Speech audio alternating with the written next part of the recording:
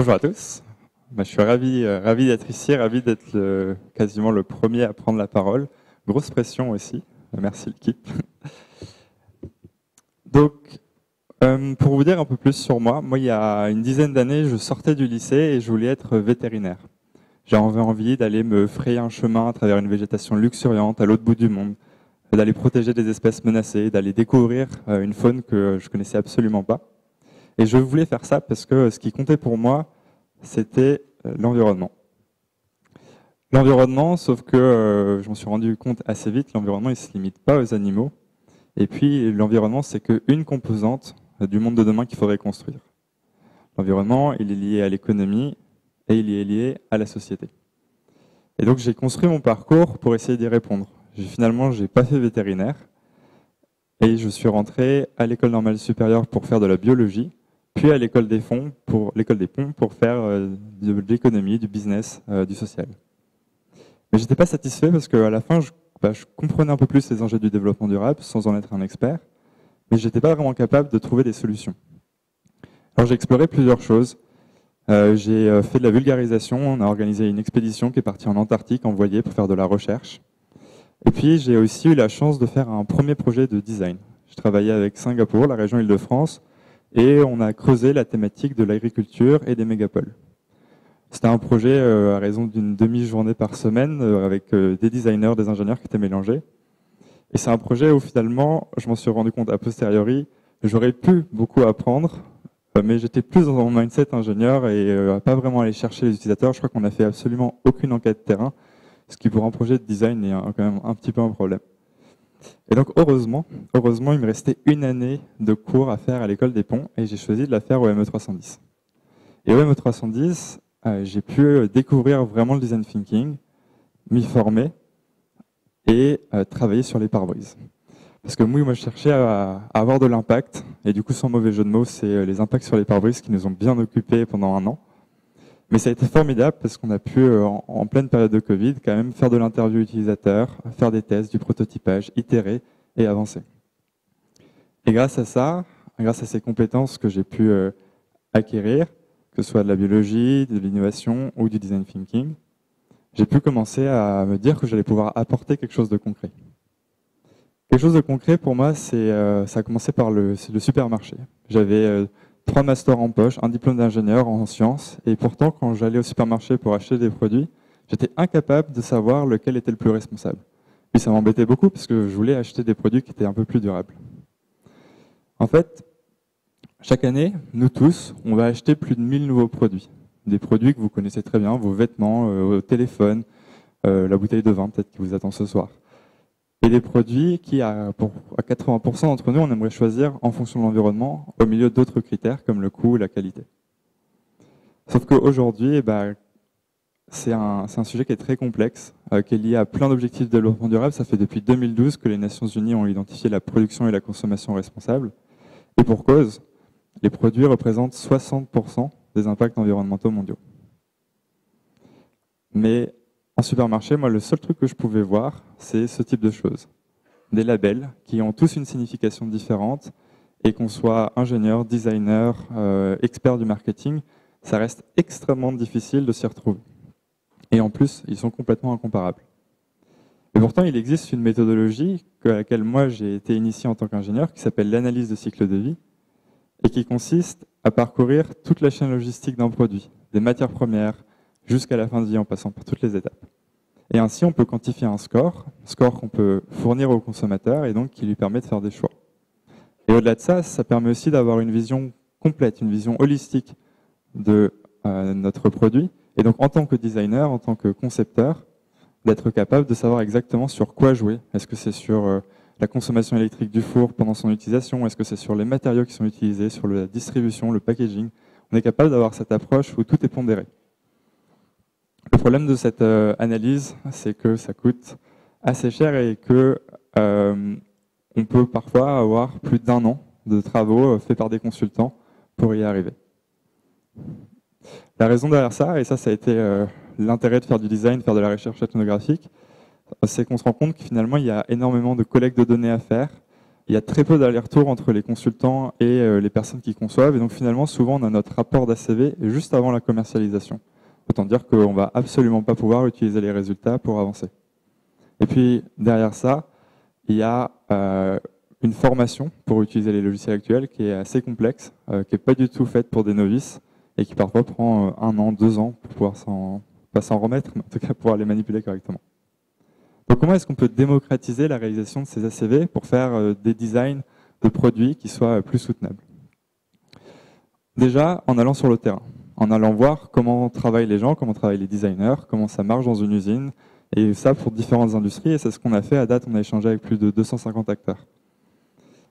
Et à partir de là, on a pu créer Olis, qui est une plateforme d'ACV et d'éco-conception, qui utilise de l'IA et aussi une interface qui se veut facile pour les utilisateurs. En fait, on remet toute cette méthodologie en seulement 3 étapes très simples: quantifier, améliorer et communiquer.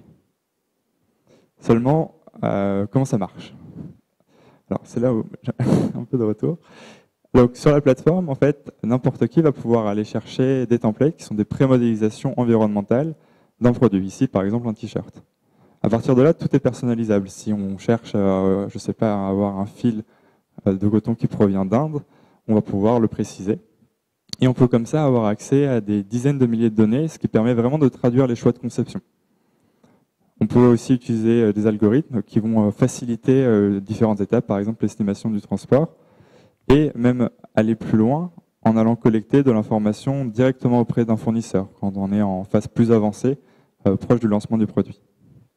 Les résultats, ils sont calculés en temps réel et ils sont visibles sur un dashboard où on va retrouver l'ensemble des indicateurs environnementaux, le CO2, les particules fines, l'eutrophisation. Le score aussi réglementaire, puisque à terme, c'est ça qu'on va communiquer aux consommateurs.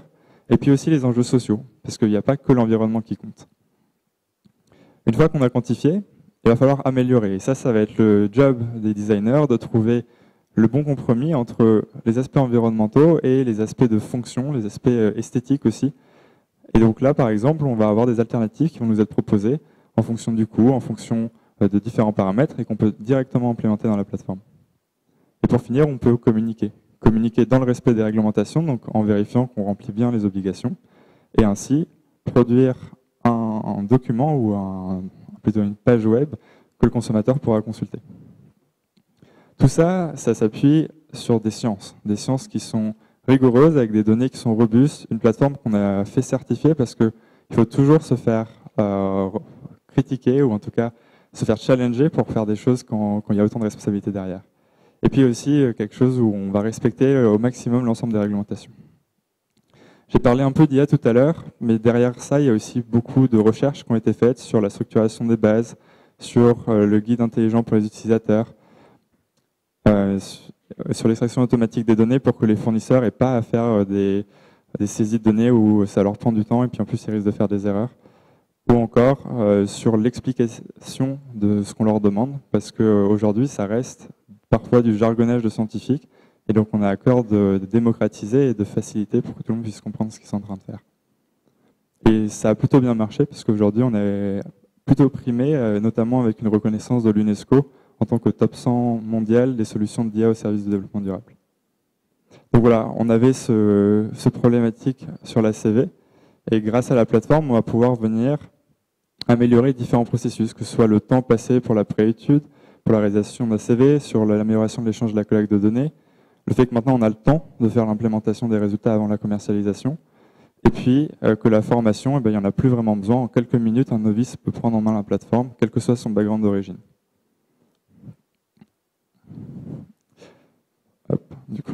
Et l'intérêt, c'est qu'en moyenne, ça permet de réduire de 20% les impacts environnementaux du projet. Et même, c'est souvent le cas, on va opposer gain économique et gain environnemental, mais en l'occurrence, ça fait aussi jusqu'à plus 12% de marge bénéficiaire pour l'entreprise qui entreprend ce type de démarche. Derrière ça, il y a aussi une équipe qui se veut transdisciplinaire parce qu'on parle à beaucoup d'acteurs, on doit mélanger beaucoup de choses, donc il y a du design, il y a de l'IA, il y a du développement web, et c'est ça qui nous permet aussi, grâce à nos partenaires, de continuer d'avancer et de donner un outil pour que tous les designers, tous les gens chargés des produits puissent proposer quelque chose de plus intéressant. Aujourd'hui, on a 12 clients confirmés, plus de 1000 produits évalués et surtout des retours utilisateurs qu'on continue de regarder avec des retours très positifs, qu'il s'agisse de designers, qu'il s'agisse de chargés de R&D ou encore de chargés de sustainability au niveau de groupes mondiaux.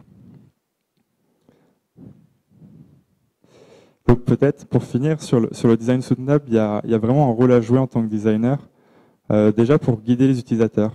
Tout le monde ne comprend pas quels sont vraiment les impacts, quels sont vraiment les choix. Il y a beaucoup de consommateurs qui resteront arrêtés sur le plastique, sur la grande distance qu'il a fallu parcourir pour amener un produit d'un point A à un point B, alors que parfois ça ne représente absolument pas d'impact. Et donc en tant que designer, c'est important d'essayer au maximum de prendre en compte les vrais impacts et aussi de le communiquer à ses utilisateurs finaux. Et puis, c'est aussi d'accueillir la complexité. Plus on simplifie, plus on risque de faire des approximations qui vont être source d'erreurs. Il y a beaucoup de projets qui, par le passé, étaient vraiment de très bonne volonté, mais qui se sont fait un peu avoir et qui terminent finalement sans pouvoir vraiment apporter quelque chose d'un point de vue environnemental. Donc, moi, j'ai fait la transition des sciences vers le design. Et moi, ce que je vous invite à faire, c'est faire la transition dans l'autre sens pour beaucoup d'entre vous qui sont plutôt du monde du design, de partir de la recherche ethno, du prototypage, de l'itération, de garder ça, mais d'y ajouter des sciences, pour pouvoir vraiment proposer des produits. Et si je reviens aux chiffres du début, on a 60% des impacts mondiaux qui sont liés aux produits. La démarche d'éco-conception, quand elle est boostée, quand elle est bien faite, ça permet de réduire jusqu'à 20%. Donc ça vous donne à vous tous un potentiel de réduction mondiale de l'ordre de 12%. Voilà, moi je vous propose de garder ça en tête et de continuer de faire des études responsables pour que nous tous ayons un futur plus durable.